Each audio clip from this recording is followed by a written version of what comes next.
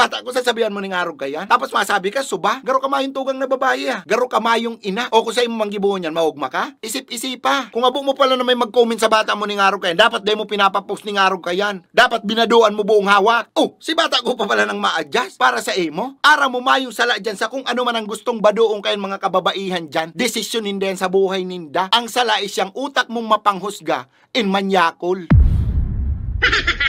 Magmagayon man yan o makanos, magseksi man yan o dae, maghalaba man nasulot kayo no halipot, di ka mataram ning araw kayo sa babae, brad.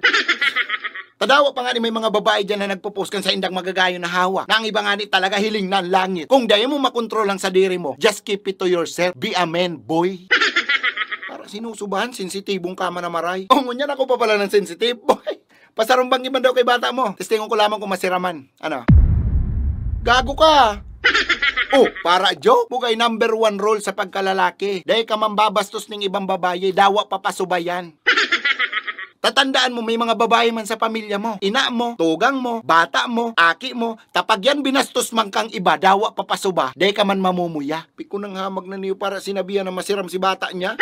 Ito masiraman nga ni si lula mo. Sailing mo, nag-aahit pa daw to. Tadawa day, kakanong ko to.